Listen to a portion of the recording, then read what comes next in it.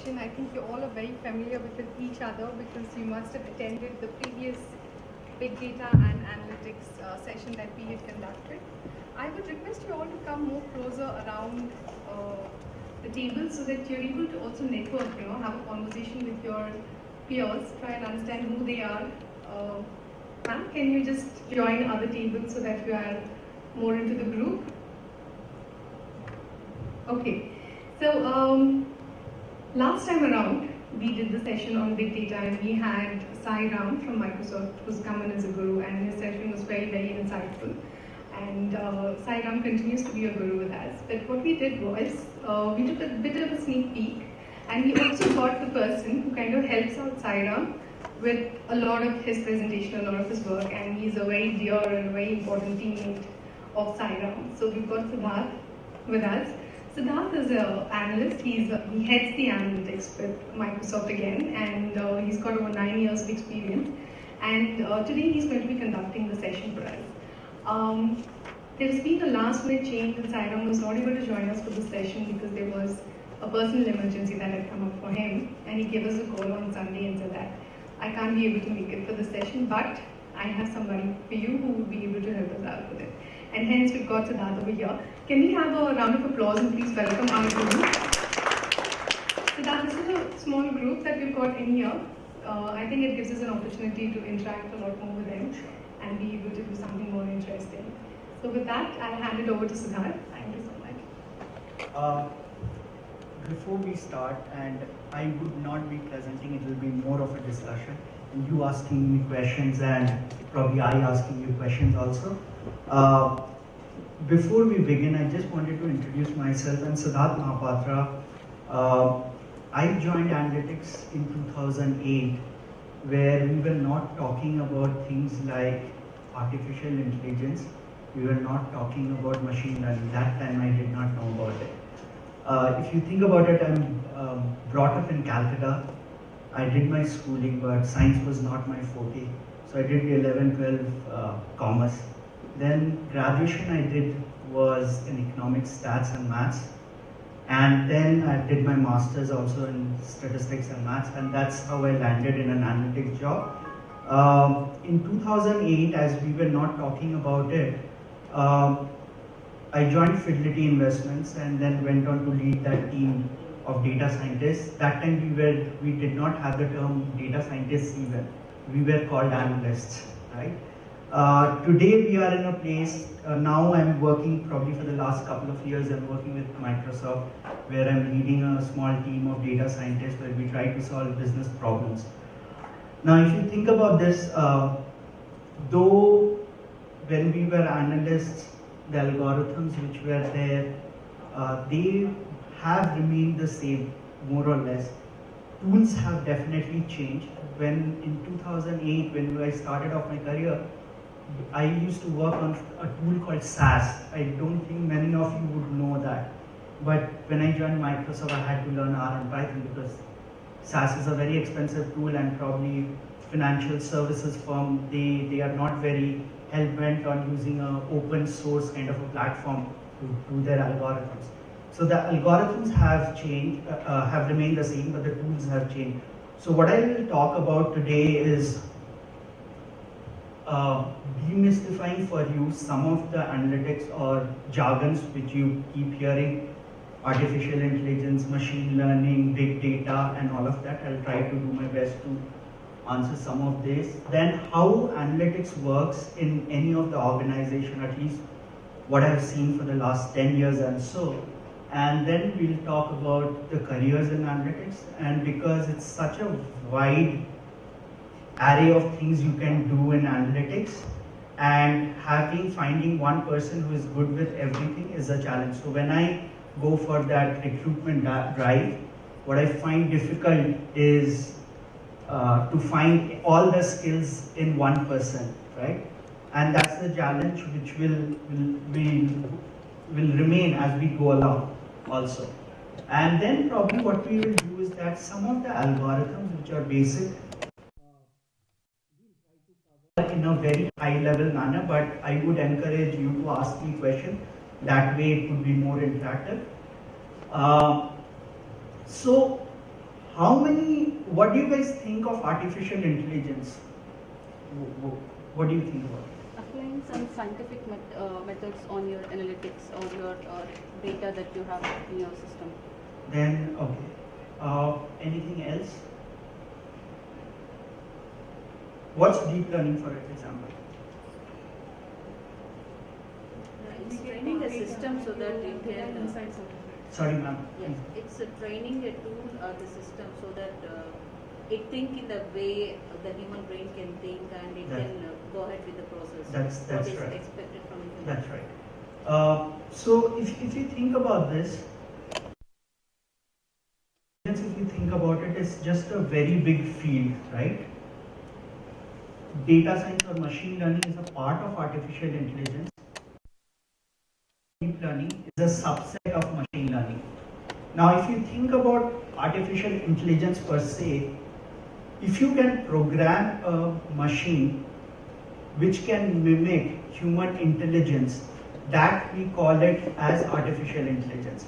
Now think about this, if I can train a machine or a computer to recognize speeches, if I show the computer different pictures of an animal, of a human, and ask the computer to distinguish whether it's a cat or a dog or a human, if he is able to do that, that's artificial intelligence. It's able to, I am programming the computer in such a manner that it could mimic human intelligence. In 1965 per se, I think a lot of researchers where they got a lot of funding, some of these big universities in US and Canada specifically, to do research. So they took a cat's brain, right, and they were able to show that cat, and there are neurons in our brains, right? They were showing the cat different pictures, and they were able to see how the neurons activate within that cat's brain. And there are two gentlemen which are called Huber and Wiesel, who got a Nobel Prize for them. And that concept that you can train a machine as you can train a human, the neurons, how it works, you can actually create some artificial neurons in a computer and train it that way so that it will be able to distinguish between a cat, dog, human, and so on and so forth, right? Machine learning is nothing but when you have tons of data, for example, can you extract meaning out of it, right? Now, think about this, for example, there are things like when you give a loan to a customer, can I predict whether I should give a loan to that customer or not, right? That pattern, machine learning would help you do that, right? When you also know the customer's history, and you can think of them as structured data, right? You know the age of the customer, you would know the demographics of that customer, their buying pattern, what is their savings, what is their profession. There was neatly arranged columns of data for each, and you can think of the rows as each customer, right? It will try to look at all these information and try to predict whether a customer would default on the loan or not, right? Think of machine learning as that. But now comes the thing of when you show a picture of a cat, right? You do not have structured data per se, right? You need to look at the pixels within a picture and try to extract information. That's where deep learning will come into place. So areas where deep learning is primarily used is self-driving car, because you have to detect in nanosecond what's there in front of you. Image recognition, that's one place where you can use. Speech recognition, and probably I have a video from Google Talk where they were actually announcing some of their products. How in nanosecond they can tell you what's happening. And even, did you guys know that, for example, when you search something on Google, there is an artificial intelligence algorithm, which is, or a deep learning algorithm, which is there, which tries to look at each of the keywords which you have written in the search bar and pull up information for you. So are you guys clear on these three definitions? Or do you guys have any questions?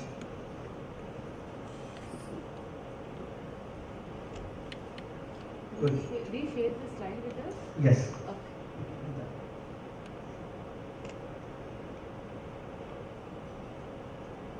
I talked about this, but all of these on the right hand side would not work if you don't have data. The new asset for all of us is data. And it could be structured data and unstructured data. What I mean by structured data is when you have the age, demographics, which are neatly arranged in columns, maybe that's structured, but think about something when you are parsing data from the web, which are in language, how do you parse that information? That's where a lot of natural language processing and text mining stuff comes into that. I would probably classify them as unstructured data. And data mining is also, it's looking at some of the data structured and unstructured to provide derive insights for taking some business decisions.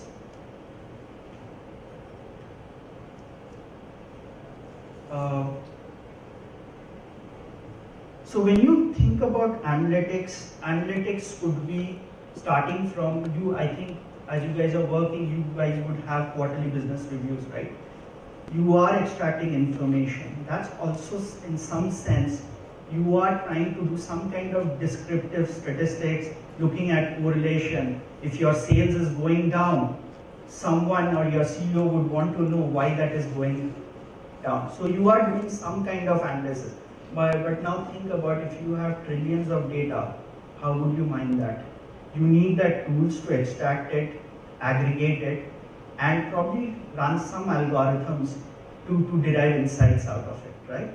Now, if you think about the analytics journey per se, the spectrum, we start with the descriptive, which tells you when you go into a QBU session, you would be asked what has happened, right? The second question is that, okay, maybe the sales for India is low, but why did it happen? Maybe then you will try to analyze the data and tell why did it happen, right? But then you come into that predictive lens where you are trying to predict what's going to happen in the next quarter. Everyone would want to know what's going to be the sales for India for a certain branch in a certain area, right? So that's something where predictive will come into play, right? Or which customers are going to default, right? And then prescriptive is more about what should I do. Now, how many have you guys, I think we all go to Amazon, right, for shopping. I buy a sneakers or I buy a cell phone, and in the bottom I see you can buy these things also. Suggested. Recommendation. Yeah. That's where you would have the prescriptive lens. Now, that's a very soft recommendation. There could be a hard recommendation that this is the product you have to buy. But what Amazon does really well, they give a soft recommendation that with your phone, you might want to buy a charger, maybe a case, and so many other things they provide. But that's where you get into that lens of prescriptive analytics. Does that make all sense to you guys? Any questions?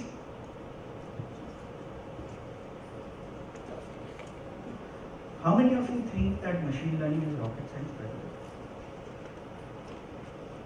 No? That's good. You're with me then. Machine learning is nothing.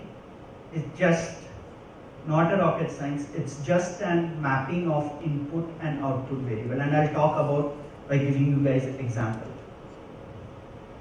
I talked about that loan application problem, right?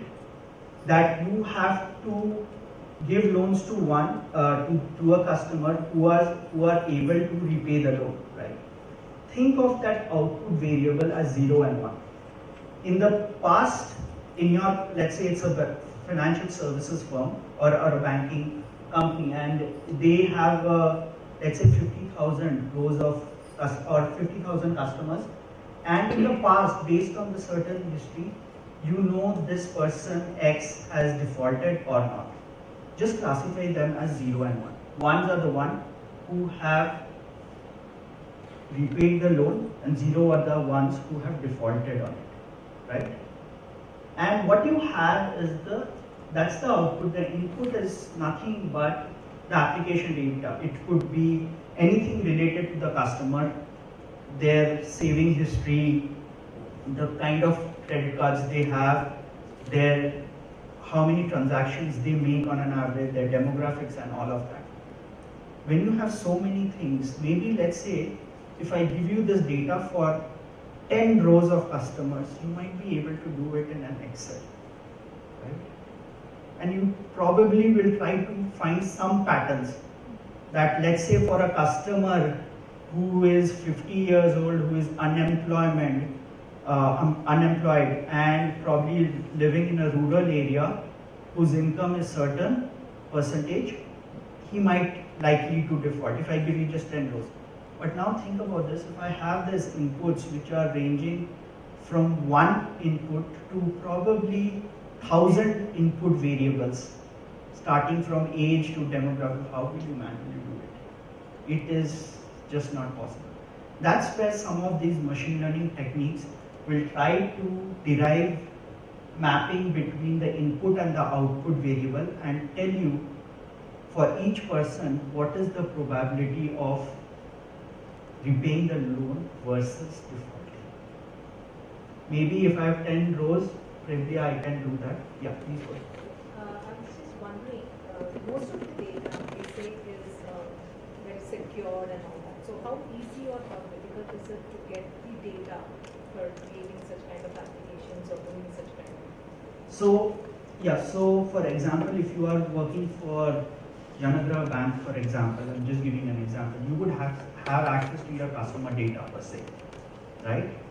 And when a person in a rural area or an agent is trying to get applications in that area, in the app, he will be able to, a machine learning algorithm will work in the back end, and there would be an app in the front. When you enter the Aadhaar details, it will show you whether he will, if you give a loan to this customer, whether he will repay or not. So from a customer, from a company perspective, yes, you would have all these data secured, right? But the thing, if you are asking, is it readily available to all of us? No, you would not. Like for example, we have Azure as a cloud platform for Microsoft, right? That data would not be available to anyone in the world, right? Because obviously that's the product we deal in, we know what are the customer issues, and we would not want to share that information. Now, but then, for example, we have our customers, right? Boeing, Rolls-Royce is one of our customers, big customers. Walmart is one of the big customers for Microsoft. We do digital transformation projects with them. So I'll give you an example of a Rolls-Royce, right? Where Rolls-Royce, they are into manufacturing engines for aeroplanes. They are not in the business of digital transformation or optimizing their process. And the biggest problem which happens with Rolls-Royce is that every time in their plane there is one defect, right? It costs them millions of dollars. So what Microsoft did and we did was, we had certain chips which could detect each part and when would it need a maintenance. They actually applied that, and every day and every second there would be a command center at Rolls-Royce, including the Microsoft data scientists and all of them. They'll be able to see in a dashboard in real time which plane in which route needs a maintenance for which part, and it saves them almost $1 billion. Now that data, since they are working with us, we might sign an agreement, but we can't share with others. Now the question could be that, okay, so if I need to solve this kind of problem, how do I start doing it? So there are places where you can get this kind of data. There is one, I don't know whether you guys know about it, Kaggle is one place where you can, Kaggle, Kaggle, that's one place where you can get lot of data. And because they have competition also. Like for example, ANZ as a bank, they were not able to solve a particular problem, and they actually crowdsourced that problem, and they put it with that if you are able to solve this problem, you get probably some $1,000, right? So they do that, and but some of these data is readily available. You can start playing around with it. Demand prediction, right? How many products, if you are a Ratnadeep, you would want to know which products demand would be for the next cycle, right? Or the next month, right? You could actually look at the market situation for the last 3 years or 5 years or so, and you can actually predict what's going to happen. Self-driving cars. There is an interesting use case on self-driving cars where in US there is a company called Progressive Insurance, and what they do is that when you buy a car insurance from Progressive, right, they actually put chips in all the parts of the cars, and as a parent, if your son is or your daughter is taking out the car and if he is speeding, the premium you pay, right, goes higher. If you are not driving in a rational manner, your insurance goes up, right? So even you can actually use the car sensory data to predict whether you should brake, accelerate, tilt the wheel and stuff like that, and so on and so forth. Medical diagnosis, you can actually take the scans and you can predict whether you are going to have a heart attack or not, right?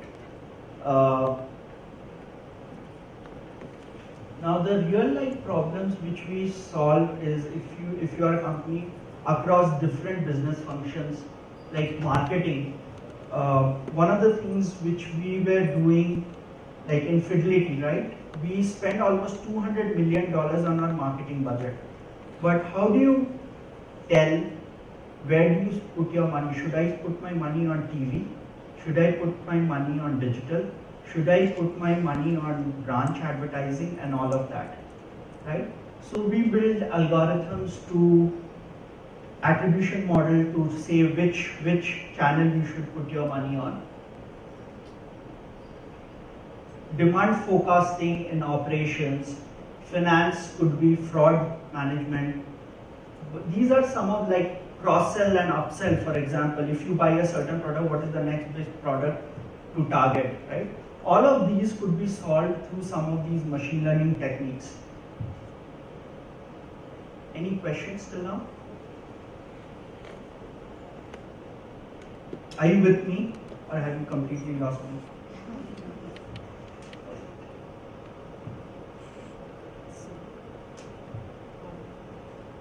For us, if I am a data scientist, the way our life looks like is that someone sitting in US will have an idea that if we do this, we will be able to save billions of dollars. That's what they tell us, right? That's one line of problem statement we are given. Now, the first step when we take up any project, a data science project, probably this slide will give you what is involved in our daily life, right? When a person tells us that we have to predict certain things, he does not tell us much more than that because he's a business guy. He does not know algorithms. He does not know how to translate that business problem into an analytical problem. He has a hunch that if we predict, maybe we save millions of dollars for Microsoft or Fidelity. Now, there would be probably 10 or 15 days of workshops and probing that person, why do you feel so, right? And then come up with hypothesis, right? If I am telling, for example, that a particular customer, we have to target the right customers. There are, let's say, 50,000 customers, but if I can tell sellers which are the right customers to target, it will save a lot of effort in terms of pre-sales cost, if you think about it. Now, understanding the business as a data scientist, that's something which we don't do really well, and I'll be upfront with it, because we are too much caught up in the cool, sexy algorithms and the MongoDBs and the SQLs of the world and the Rs and the Pythons of the world, but we really we do not spend a lot of time in business understanding, but that is the crucial point where it all triggers. Then once you do that, sit with the business, try to understand what their business problem is, what the hypotheses are, right? Then we go into something called data mining.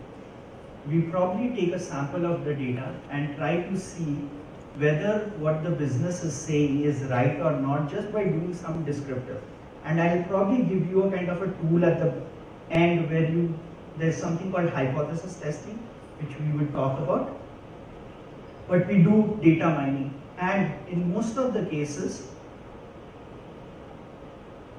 data is not clean. There would be some features, let's say the tenure of a customer might be missing for probably 30% of the rows. What do you do with it? So we do a lot of data cleaning, because when you are solving a Kaggle problem, maybe in real life, it's very hard to find all very clean data. So if you think about this, and then we do some data exploration, this from 1 to 4, if a project is for 3 months, 2 months would be just spent on these 4 things.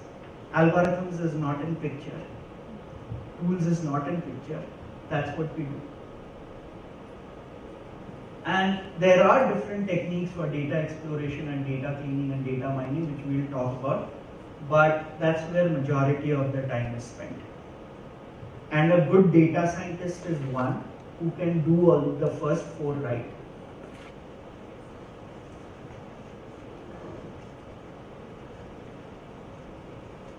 Now, for example, what do I mean by feature? Once you have explored the data, one of the things you could see is that, let's say, give you an example. Feature engineering would be something where you transform certain features, right? Let's say, for example, age and weight, right, might not be linearly related. It might not be. I'm just throwing an example, right? Maybe it increases, as height increases, your weight increases, but maybe after a certain time it might drop. So it's not a linear relationship. And just how do you transform the data to capture non-linearity? That is something which we would probably do in feature engineering. Now, for example, when you are forecasting sales of a company, you would see that maybe in December the sales is much higher, right, as compared to the other months. How do you take that into account?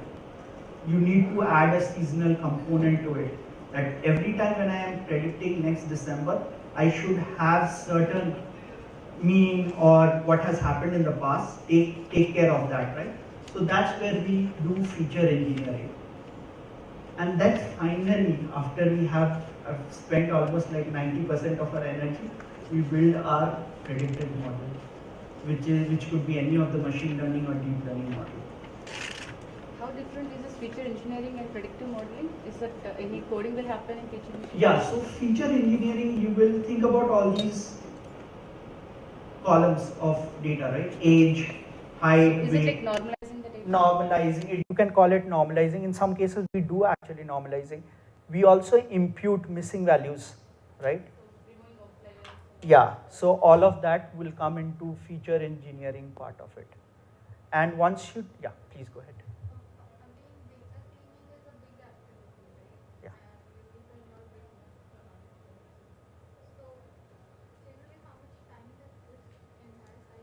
So 1 to 4, probably 60 to 70% of the data time goes into that. Because if you don't do all of it, your predictive model, how good that model you think, the cutting edge deep learning model you run also would not throw good results, right? So for us, it is to go through this cycle from 1 to 4 right, because then it becomes a cakewalk for all of us. But also think about this, though you might think of these steps as linearly, there is a lot of back and forth also happening. And you bring up a very good point, because when you do data exploration, the business might have certain hypotheses which you might prove it wrong here itself. Then you would ask for more data or more features which you could add, or more hypotheses could get generated, right? So, yeah. So data exploration will try to give the facts that what business understanding is right or wrong. So Yeah. cleaning will not do the cleaning of, I thought like cleaning will also make the data clean, that is can be feed it to predictive model. No, so data cleaning, think about this. Let's say you have missing data. How do you impute them? How do you input the missing values, right? Some default values. Yeah, so default value, or you can take the mean of the distribution, mean, median, mode in some cases. You can do that. You can also think of data cleaning where the data is not seasonal per se, or it is moving in, there is a lot of randomness. How do you make sure that data is more cleaner in terms of it following a pattern? You can do that also. Do we decide what type of data to consider? Yes. Or feature engineering? I think in both the cases there would be cases, but primarily data cleaning is just to make sure that all the columns are looking right, the distributions are right, and all of that. While feature engineering might be taking into account some non-linearity into the model.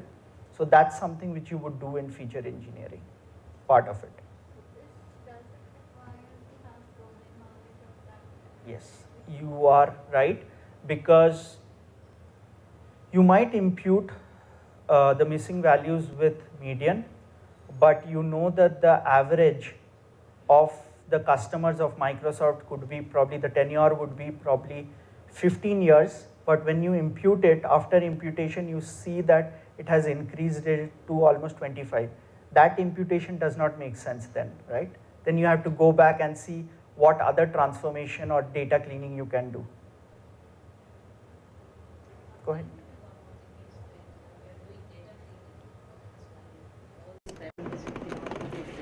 Can we remove some certain data saying that, okay, this is not, we cannot go with such kind of data? So there are outliers, and there are different ways of treating outliers, where you look at the distribution and just say that these are outliers.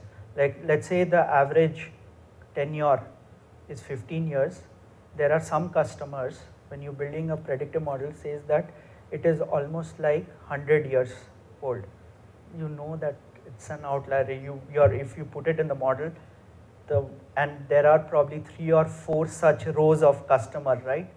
Your model will never be able to detect them. And what happens is that in such scenarios, if you don't remove your outliers, your errors for those customers would be very high, which will reduce your overall accuracy of the model. And that's something we need to all take into account. So generally, I just want to connect it back with in regular life cycle of development, we have very clear cake cutting kind of like we need analysis, we need design documents, architect documents, and then we go development and testing. So it's so visualized, and we have a specific teams for it, and we see the flow. So there's a source of facts there, like for every layer to get the product out. In this process, so when we see data mining, data cleaning, and exploration, and even feature engineering, all just 3, 4 are very tightly coupled, and is it the same person will do all 4, or is it like a team sphere? Okay. What is outputs of each? Yeah. stage? So that's a very good question, because it depends on a lot of things, how your teams are structured. If you think about a data scientist which is in a products team like a Bing, right? For example, they might follow a Scrum method. They know every week what needs to be delivered, right? And it is pretty structured, right? But when in our case, for example, we can't follow a Scrum method, because it is not, for us, it is not a linear pattern that we'll go from one step to the second step, because a lot of back and forth happens. And in order to do that, as a data scientist in Microsoft, we, as a data scientist, I am responsible for talking to the business, understanding what the business problem is or a business function is, where the data lies, what are the transformations I need to apply, what are the cleaning steps I need to do. So I am part of the entire life cycle, and each member and my team would be part of there, but they have separate functions, business functions, where they solve problems. Like finance could be one, delivery could be one, operations could be one, and we have our own functions and we understand the business of that area and try to solve it. But having said that, in Fidelity, we had 500 member analytics team. Out of that, almost like 100 people were data engineers who used to understand one, probably 2, 3, and 4 really well, and the others were just focused on the predictive modeling part of it. And the best, now if you ask me what is the optimal way, I will say that in a team, if you ever thinking of building a team, analytics team, have different skill sets, because you will find very difficult to have one person whose communication skills are brilliant, because you need that in the first step itself. When you are interacting with the business, you can't talk to them in terms of mean, median, mode. They would not understand it. Then you would need someone who would know SQL or any of the tools, really PySpark or any of the tools really well, which collects data. How do you aggregate it and all of that, right? And third, you have a data scientist who is really good with maths and stats and the algorithms per se. And having said that, after the 6, I think we are so excited as data scientists, including me, that we say, okay, ho gaya, the model has been done, accuracy is 92%, come on, let's get it into production. But what we also, sometimes we make mistakes is data visualization. And data visualization is a representation of, if you are a good data scientist, you will be able to explain the statistics and the predictive algorithm in the most layman terms. And I'll give you a live example which is going on right now. When Microsoft does business, we have opportunities, right? Lead, opportunity, deal, and contract, right? That cycle.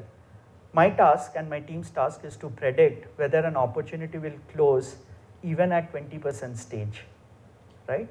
So that we can save a lot of millions of dollars for Microsoft services, right? I was very excited with the model, 92% accuracy. For each customer, I'm able to predict which opportunity for that customer will win or not. Okay, the first question I was asked, okay, what does this probability score of 80 mean, right? 80% mean.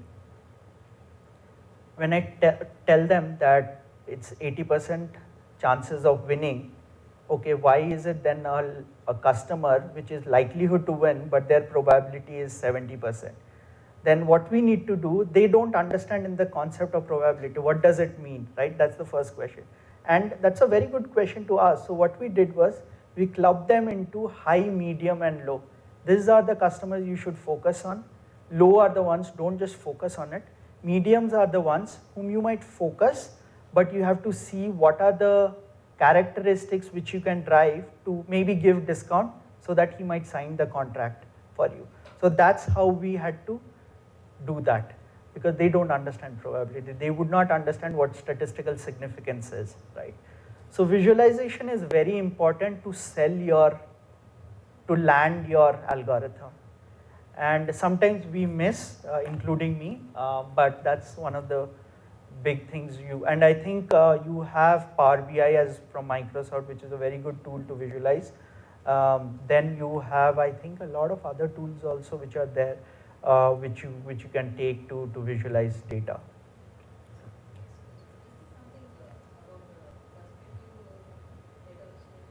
Now, so how do you present your data? You can do it in your PPT, but think about it if you want it to be interactive, right? You can use tools like Power BI and all of that to present it really well. Sorry? Yeah, Tableau could be, and I think Excelsius is one also. I think, yeah. So this is how we spend our day, and I'll just leave you with the thought that predictive modeling is just the coolest and the sexiest thing to talk about, but I think majority of the time is spent in the other areas.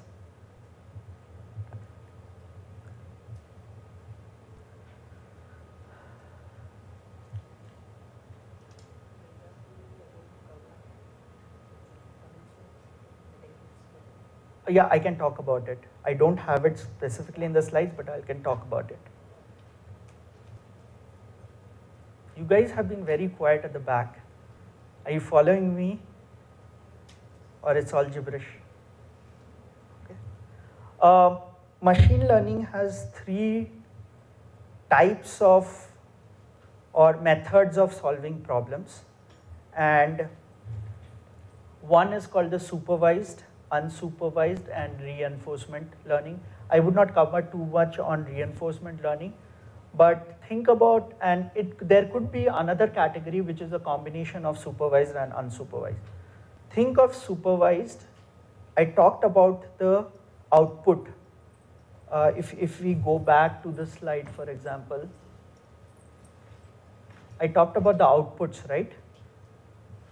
It could be continuous variable, like weather. If you want to predict the weather of Hyderabad, right, in Celsius, it's a continuous variable. If you want to predict the sales, it's a continuous variable. And it could be binary also, where you have 0 or 1, or it could be 1, 2, and 3 ordinal also, right? When you have labeled data of in the past, and you want to, if there is a new customer, you want to predict what will happen. But if you have the label for all the past customers, whether they defaulted or not, and if you know what is the car sales of a Volkswagen showroom in Kukatpalli, right? That's a continuous variable. If you know that and you want to predict what's going to happen in the future, if you know that output variable, that is called supervised learning. Because you have the label already and you don't have to create anything. You just need to have the input variables based on the hypothesis, and you just run an algorithm to predict. But how it is different from unsupervised is that, let's say you have started off as a as a company and who wants to sell a certain product, right? And I have a list of customers. I know their demographics and all of them, and I tell you that you have to target certain customers, you have to send marketing communication to these customers. How would you go about doing it? What are the steps you will take? Question for you guys. So let's say you are a company and you are selling certain product, and I tell you that you have to send marketing communications to these customers. Now, how would you go about doing it? One is that you can send the same communication to everyone, but is it the right strategy to do? Okay, okay, okay.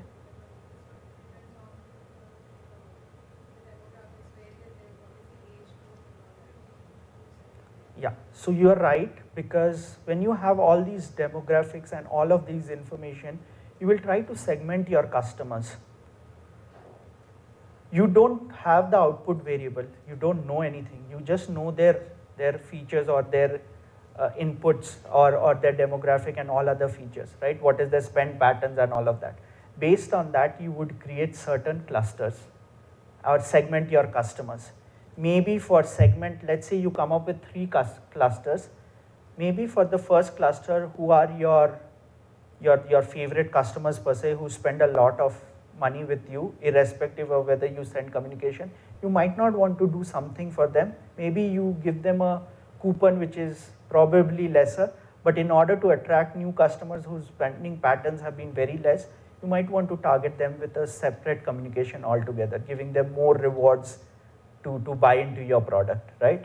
So when you do not have a labeled data or an output variable, that's where unsupervised learning will come into place. Semi-supervised is where you have a combination of both these things. Now, if you think about this web page classification, right? For example, if you think about, there are so many web pages for sports. You can't manually do that, right? You can classify. What you will do is that you will scrape the entire web. You will, based on the certain keywords of these websites, right? You will try to cluster them together, right? And based on that, you would actually do some action, right? So that's where we combine supervised and unsupervised together. Any questions here? Every time you have unsupervised data, you have to convert it to a supervised. Not necessary. If you are solving a kind of a clustering problem where you just want to know how can I group certain customers together, how can I group certain products together, how can I combine certain web pages together, you don't need to have a kind of a supervised learning algorithm, right? You can just go with unsupervised because you're just grouping them together based on certain similarity. And in the course of, I will pick up one of the algorithms from supervised and unsupervised with probably some data and show you how it works. So clustering is one of them. Yes, clustering could be one of them. So depending on the data that was given at stage 4, so we will decide whether it is supervised data or unsupervised data. Yeah, so I think it starts at 1 itself, where you know what the business problem you are trying to solve. Now, if the business problem is to, let's say, predict what's going to happen, right? You might use a supervised learning, but someone tells you that I have a bunch of customers, can you tell me whether they are good or bad?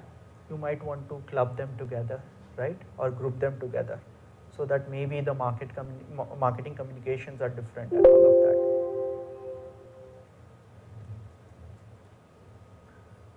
Now, in a world, I think unsupervised is fine, but in a personalized world where we are living, you might be thinking, you might have things like, just a minute guys.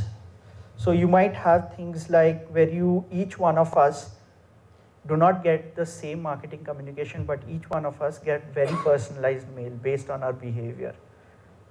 And if you think about this, if you go to Bing, for example, based on your past web behavior, I will only see the relevant news which are, like I like sports news. Every time I open Bing, I will only see sports news and less of politics and less of other things, right? So it's very personalized. And even like, for example, if you go to facebook.com, you have ads also, right? That's what Facebook's YouTube also, right? It's very personalized. It happens in the back end, but there are algorithms which runs in the back end in nanoseconds which decides that what algorithm or what video to show or what messages to show. Give an example. I actually recently was very surprised. I normally book Uber cabs very frequently, but I surprised to see in the weekdays when I want to book a cab, it shows my workplace first. But weekends, it's showing where I am going for shopping. Yes, yes. It's real time, it happens, and sometimes these progress are made and we don't realize it because we are into it and we don't realize it that what goes in the back end, but it's amazing to see all of that to happen. I can tell you that we do in Bing, or if you think about some of the website, even at Fidelity, where the Fidelity website is, we test out almost like 50,000 banners. The banners are the small ads with wordings and keywords and all of that. We used to test out for which customer in real-time basis, which customer would like which banner. We will show them 2 banners and there is a like button out there, and we will be able to tell you which customer will like which banner. So the next time we will actually provide that kind of banners. based on their click rate and all of that. And it's done on a real-time basis.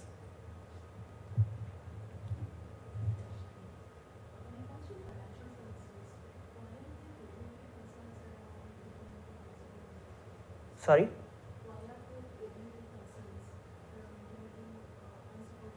Yes, so that's a very good question, and I can give you certain examples. In Microsoft, when our model goes into production, there is not a governance team which goes through it. But when it's financial services, any wrong prediction you make can cost a customer millions and billions of dollars. And that's the reason there is a governing board which will review your models to make sure that whatever predictions you are making is correct or not. And it is reviewed on probably a monthly basis, how it's performing and all of that. So there is because there are a lot of regulatory concerns also. For example, I'll give you, if you think about this, during the financial crisis, if you had to send out a marketing communication based on their past behavior of a customer, if you send one wrong communication, the lawsuits which could happen, because your money has, literally your portfolio has eroded, but you are sending a wrong communication, it could have lawsuit implications. And plus we are dealing with people's money. The one wrong prediction can go wrong. Now, even in financial services, you guys, I think before analytics, if you go to an MBA school like IIMs and the ISBs, everyone wanted to be an investment banker. That was the sexiest job, right? But today, there are robo-advisors. You don't need an investment banker to tell you, or a portfolio manager to tell you where to invest your money. You go to websites, right? It will ask your risk and return questions. There would be a questionnaire. You fill it up, and it will tell you if you put 1 lakh rupees, what should your portfolio be based on certain risk and return. So that innovation is happening, but obviously it's still in that scrutiny that we can't make a wrong prediction.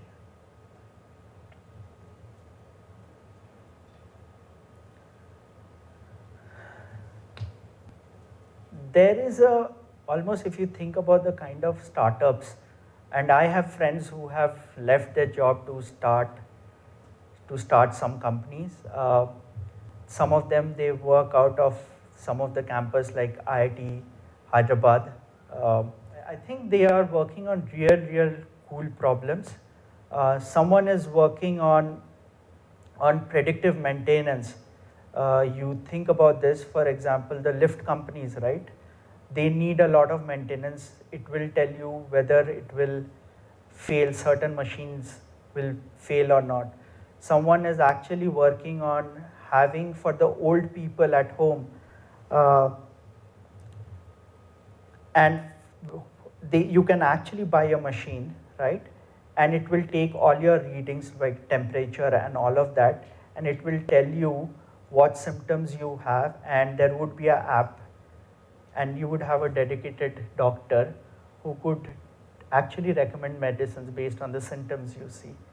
So there are very cool startups which have, but I think for the last few years, the amount of startups which we are seeing is just amazing. But the backbone of all of them is, in most of them, is AI, machine learning, and all of that, which is really cool to see.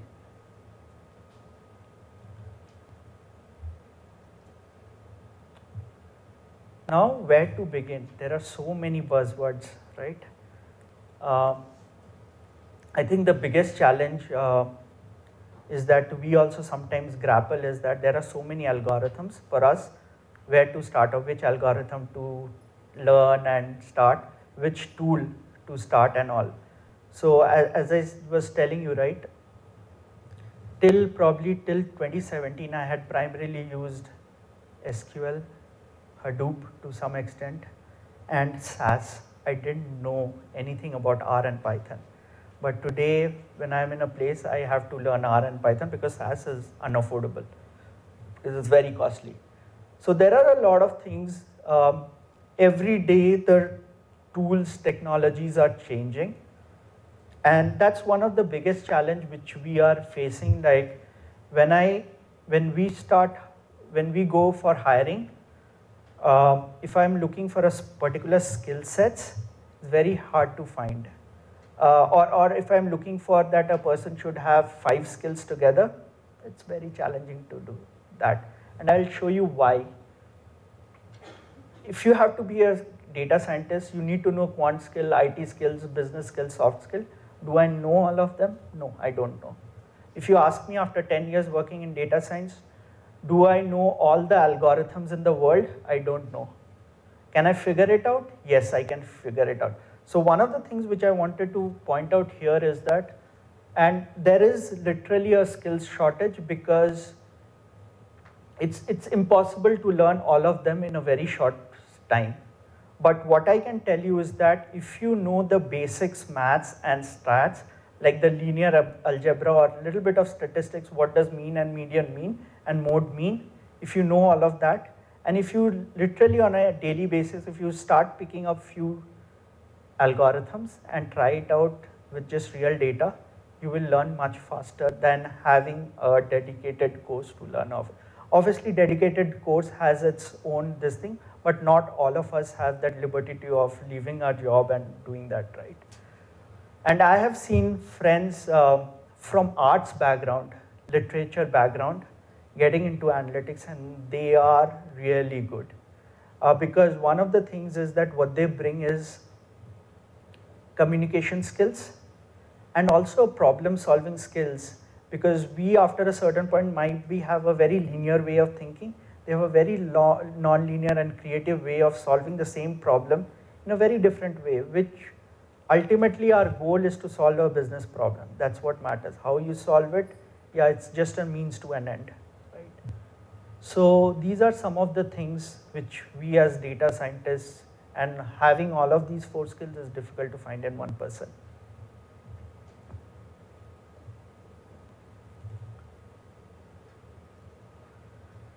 Expert data scientists with all the 4 skills will remain rare.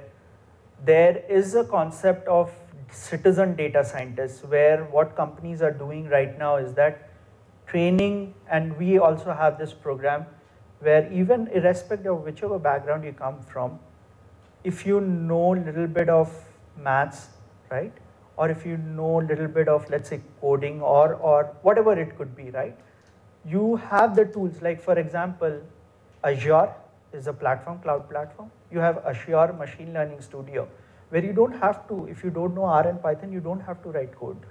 It's a drag and drop.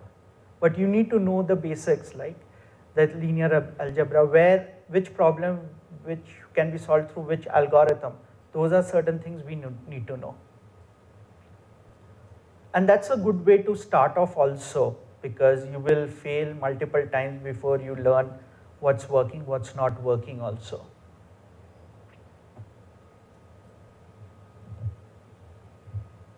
Now, if you think about this, in the skills map, for example, you have a data scientist, data engineer, system specialist, and domain expert. All of them have different skill sets, and their strengths are very different. Now, it depends on where you want to be. If you're really passionate about data science, where do you want to fit into it? Because everyone can fit into any of these, and their strengths and weaknesses could be very different from each other.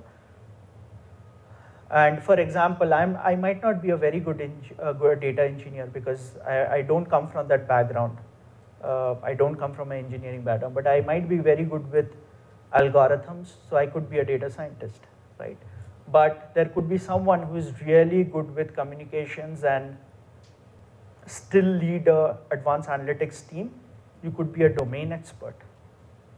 You would know a little bit of everything, but what your strengths are is communicating with the business, understanding what their business problems are, having that empathy. So maybe you'll be a very good domain expert.